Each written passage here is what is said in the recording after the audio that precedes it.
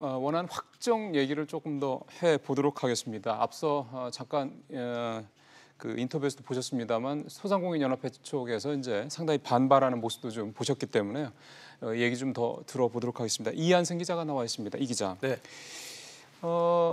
물론 뭐 기존에도 한 번도 재심의를 한 적은 없기 때문에 이번에도 그럴 가능성이 높다. 재심의를 할 가능성은 뭐 높지 않다는 얘기는 있었습니다만 네. 어쨌든 재심의를 안 하기로 한 거니까 그 얘기를 좀 못 해보죠. 어떻게 봐야 됩니까? 뭐 일단 앞서 리포트에서 나왔듯이 이 최저임금위원회가 심도 있는 논의를 했고 또 그 절차상의 하자는 없었다라는 게 정부의 판단입니다. 그래서 그 이유를 들어서 재심의를 하지 않았다는 설명을 했는데요. 하지만 또 다른 시각에서 봤을 때 재심의를 한다고 했을 때 논란이 불가피하다는 점도 정부의 결정에는 어느 정도 영향을 미친 것으로 보입니다. 만약에 경영계의 이의를 받아들여서 재심의를 했다고 가정을 해보겠습니다. 그래서 8,355원보다 더 낮은 금액으로 결정을 하거나 아니면 뭐 미리 최저임금위원회에서 이제 결정되지 않았던 이 최저임금을 업종별로 다르게 적용하는 경우가 발생을 했을 때 이 노동계가 당연히 반발할 수밖에 없는 상황이 될 거고요. 또 그 과정에서 액수나 업종을 세부적으로 조정하면서 이 경영계를 만족시키기도 사실 쉽지는 않을 것으로 보입니다.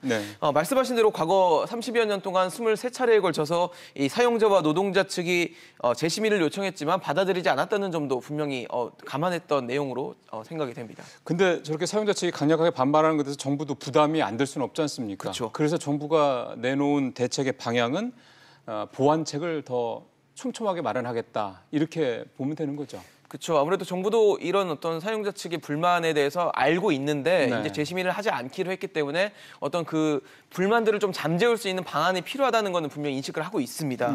그래서 정부는 경영계가 주장해왔던 이 최저임금 업종별 차등 적용에 대한 보완책으로 일자리 안정자금 차등 지급안을 꺼내들었는데요. 한번 직접 들어보시겠습니다. 최저임금 인상에 따른 영향이 큰 업종에 대한 차등 지급 등을 관계부처와 협의하여 결정하도록 하겠습니다. 돌아가지 않는다고 하는데.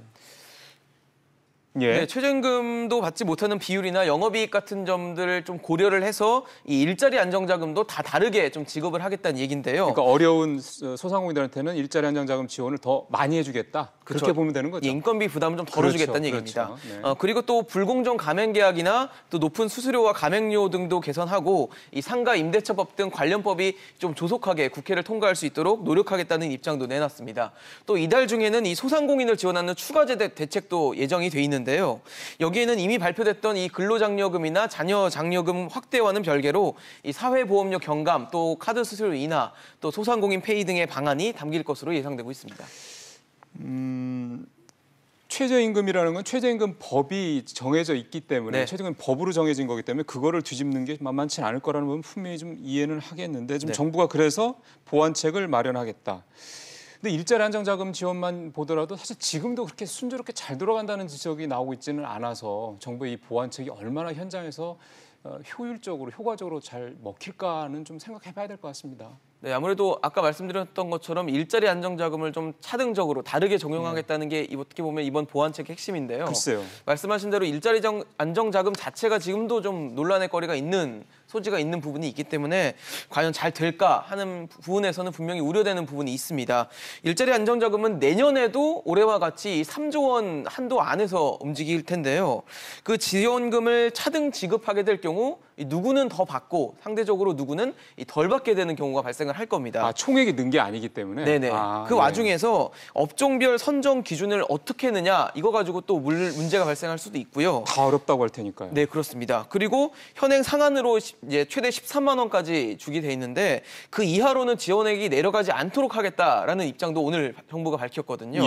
근데 전체 예산은 아까 말씀드린 대로 3조 원으로 정해져 있고 또 지급액이 13만 원 이하로 내려가지 않아서 14만 원보다 더 지급하는 경우가 생긴다면 그만큼 지급 대상이 줄어들 수 있는 우려도 분명히 존재합니다.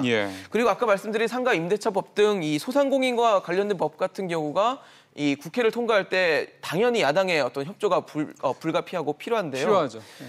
이미 상가 건물 임대차 보호법만 해도 2년 동안 지금 국회에 계류가 돼 있는 상황이기 때문에 여당이 정부가 얘기하는 것처럼 이 관련법 통과를 좀 조속해야겠다 이런 어떤 계획들이 원활히 될까 이 부분에 대해서는 분명히 물음표가 달릴 수 있을 것 같습니다.